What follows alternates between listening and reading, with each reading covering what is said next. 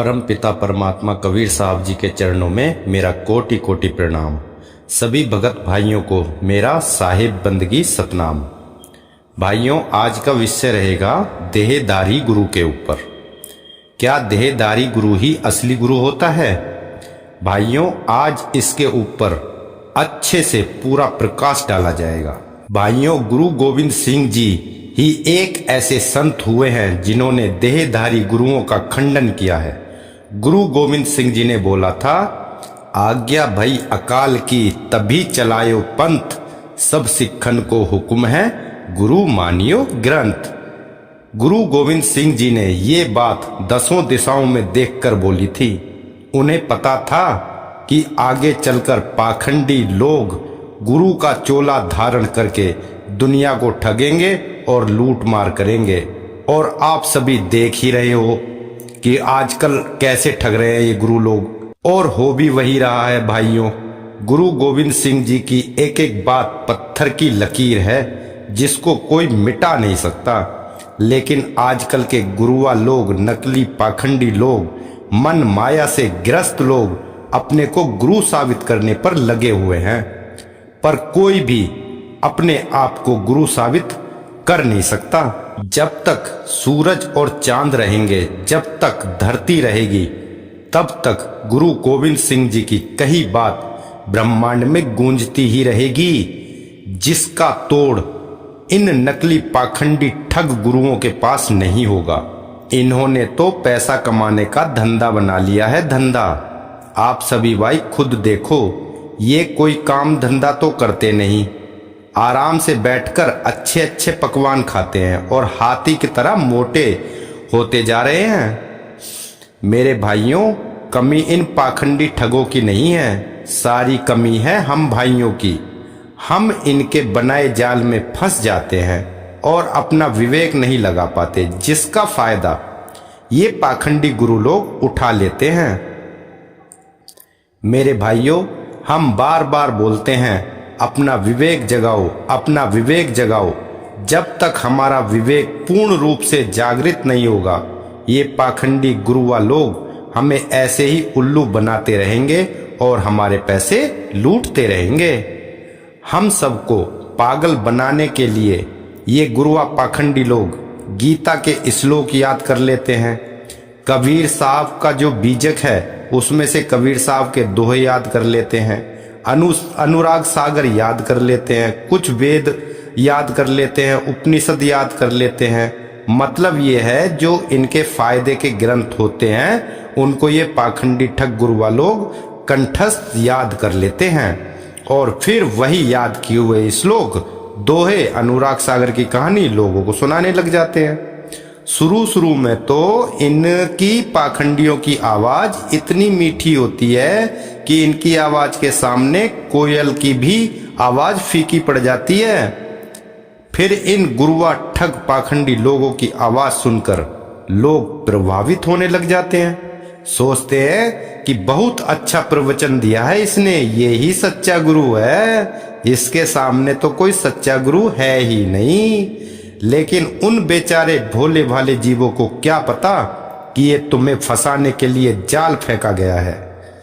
फिर भोले भाले जीव इन पाखंडी गुरुआ लोगों के जाल में फंस जाते हैं। फिर यहीं से इनका धंधा स्टार्ट होता है पैसे कमाने का। भोले भाले लोग हमारे भारत देश में बहुत हैं। अगर हमारे देश में भोले भाले जीव ना होते तो हमारा देश कभी गुलाम भी ना होता। हमारे देश में गद्दार भी बहुत हुए हैं, जिन्होंने अपने भाइयों को छोड़कर अंग्रेजों का साथ दिया। तो मेरे भाइयों, ऐसे गद्दारों से दूर रहें। देखा भाइयों, ये गुरुआ लोग कैसे मूर्ख बनाते हैं और आप लोग मूर्ख बन भी जाते हो। भाइयों, अगर एक बार जाल में फंस भी जाते हो तो दोबारा उस जाल में मत फंसना। अगर ऐसा कोई भी गुरु पाखंडी जाल फेंकता भी है तो समझ जाना कि ये ठग है, ठग। एक पाखंडी गुरुआ तो ये बोलता है कि मैं सारे विश्व को एक कर दूंगा, सारे विश्व को एक झंडे के नीचे लाकर रहूंगा। इस पाखंडी गुरुआ को कोई समझाओ भाई। या तो ये ठग पाखंडी गुरुआ पागल हो चुका है, या अपना मानसिक संतुलन खो बैठा है।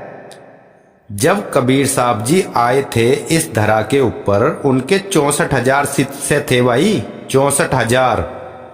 जब खुद परमपिता परमात्मा, खुद परमेश्वर अपने शिष्यों को एक ना कर पाए, तो ये पाखंडी गुरुआ एक कर देगा? भाइयों, चाहे ये लाखों जन्म ले ले या करोड़ों जन्म क्यों ना ले ले, ये पाखंडी पूरे विश्व को एक कर ही नहीं सकता। इस मूर्ख पाखंडी गुरुआ को कोई समझाओ कि हे पाखंडी बाबा, जब इतने बड़े बड़े संत इस धरा के ऊपर आकर चले गए, वो पूरे विश्व को एक ना कर पाए, तो तू कहां से एक कर देगा? भाइयों, अगर कोई कहे कि मैं पूरे विश्व को एक कर दूंगा, तो समझ जाना वह ठग है, ठग, पाखंडी है एक नंबर का। सबसे बड़ा पाखंडी ठग इस संसार में इससे दूसरा और कोई नहीं है। जो गुरुओं की नकल करता है, जो गुरुओं की बाणी उठाकर अपने ऊपर ही फिट कर लेता है, ऐसे गुरुआ ठगों को धक्के मारकर, लात मारकर घर से बाहर निकालो। भाइयों, हमारा कोई दुश्मन नहीं है, आप सब हमारे प्यारे भाई हो और हमारे भाई ही रहोगे। तो मेरे प्यारे भाइयों, आज इसी भाई के नाते से मैं आप सबको ये कहना चाहता हूं कि इन पाखंडी ठग गुरुओं को एक भी रुपया नहीं देना। आप सब आज वादा करो कि इन पाखंडी लोगों को हम एक भी रुपया नहीं देंगे। जब आप इनको पैसे ही नहीं दोगे, तो फिर ये जो नए नए गुरुआ आ रहे हैं, फिर इनका आना बंद हो जाएगा। फिर ये गुरुआ पाखंडी ठग लोग हमें नहीं लूट सकते। अगर हमारे भारत देश को ऊपर उठाना है, तो सबसे पहले इन पाखंडी गुरुओं को साइड करो। भाइयों, जब आप इनको पैसे ही नहीं दोगे, तो ये भूखे मरेंगे। फिर ये पाखंडी ठग गुरुआ काम धंधा भी करेंगे, फिर कोई गुरु बनने की भी नहीं सोचेगा, क्योंकि उन्हें पता है कि अब पैसा नहीं मिलेगा। मेरे प्यारे भाइयों, अगर आपको दान ही करना है, तो वृद्ध आश्रम में जाओ, जहां पर कितनी माताएं हैं, बुजुर्ग हैं, जिनको उनके ही बेटे बहुओं ने घर से बाहर निकाल दिया। उनको खाने के लिए अनाज दान करो, सब्जी दान करो, पहनने के लिए कपड़े दान करो, सर्दी में स्वेटर, जर्सी, कंबल दान करो। अनाथ आश्रम में जाओ, वहां पर आपको छोटे छोटे बच्चे मिलेंगे, उनको खाने के लिए अनाज दान करो, सब्जी दान करो, कपड़े दान करो, उनको पढ़ने लिखने के लिए पैसे दान करो। कोई तुम्हें सड़क पर भूखा इंसान मिल जाए, उसको खाना खिलाओ, कपड़े दो उसको, और सबसे प्रेम करो। तालाब में मछलियां होती हैं, मछलियों को दाना डालो, पशु पक्षियों को दाना खिलाओ, ठीक है, पंछियों के लिए पानी रखो। ये होता है असली दान। यहाँ पर लगेगा तुम्हारा असली दान। इन पाखंडी ठग गुरुओं को आप कितने भी पैसे दे दो, ये दान में नहीं आता। ऐसे ठग गुरुओं को पैसे देकर आपने इनको आलसी और कामचोर बना दिया है, जिनको हराम की कमाई खाने की आदत पड़ चुकी है। ये तो उल्टा पाप है, पाप, किसी को आलसी और कामचोर बनाना। और ये पाप आप सभी भाई इन ठग पाखंडी गुरुओं को पैसा देकर अनजाने में करे जा रहे हो। मेरे प्यारे भाइयों, अब आप ही बताओ कि कौन सा दान सही है। मेरे प्यारे भाइयों, मैं आपसे फिर बोलता हूं कि इन ठग पाखंडी गुरुओं को पैसे देना बंद कर दो, फिर देखो हमारे भारत देश में कैसी क्रांति आती है। भाइयों, आपने देखा होगा विदेश में इन पाखंडी ठगों का जोर नहीं चलता, और आज वो देश कितनी तरक्की कर रहे हैं, और एक हमारे भारत देश के लोग हैं जो गुरुओं की तरक्की करने पर लगे हुए हैं। भाइयों, कब तक इन गुरुओं की तरक्की करने पर लगे रहोगे? अपनी तरक्की के बारे में भी सोचो, अपने भारत देश की तरक्की के बारे में भी कुछ सोच लो भाई। मेरे प्यारे भाइयों, मैं आपसे यही कहना चाहता हूं कि आप अपना विवेक जगाएं, इन पाखंडी ठग गुरुओं से बचें, जितना हो सके इनसे दूरी बनाकर रखें। भाइयों, अंत में मैं इतना ही कहना चाहूंगा, जब इन गुरुआ ठग बाबाओं को ग्रंथ शास्त्र गीता पढ़कर ज्ञान हो जाता है ओशो को भी ग्रंथ शास्त्र पढ़कर ही ज्ञान हुआ था, तो हमें क्यों नहीं हो सकता? यहां पर विवेक लगाकर सोचने वाली बात है भाई, विवेक लगाओ यहां। क्योंकि संतों ने पूरा ज्ञान ग्रंथों में ही लिख रखा है और ये भी कह रखा है कि ये 52 अक्षर हैं, लिखा और मिटाया जा सकता है, लेकिन आत्मा को लिखा नहीं जा सकता, मिटाया नहीं जा सकता। तुम ही वो आत्मा हो, तुम ही वो शब्द हो जिसको तुमने जाना है। किसी चीज की कोई कमी नहीं छोड़ रखी है संतों ने ग्रंथों में। संत कभी अधूरा काम करके नहीं जाते, पूरा काम करके जाते हैं भाई। गुरु गोविंद सिंह जी के वचनों को स्वीकार करो और गुरु ग्रंथ साहिब से प्यार करो।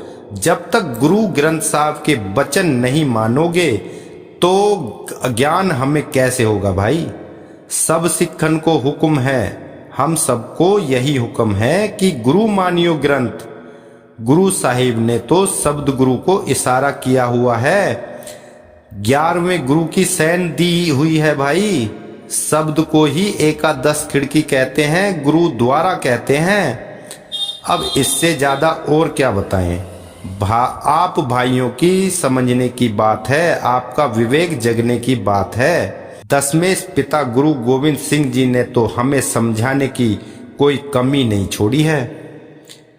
गुरु बेचारा क्या करे जो सिखण में चूक, सारी कमी हमारे में है। गुरु में कोई चूक नहीं होती। अगर गुरु में चूक है तो फिर उसको गुरु कौन कहेगा भाई? जब तक तुम देही के बंधन में हो तब तक तुम निर्बंध नहीं हो सकते।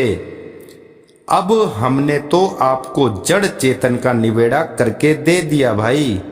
अब आगे आपकी मर्जी है भाई। जितना जिसका विवेक जगा होगा वह उतनी ही हमारी बात को पकड़ेगा। इसी के साथ सभी भाइयों से मैं विदा लेता हूँ। सभी भाइयों को मेरा साहिब बंदगी सतनाम सतनाम।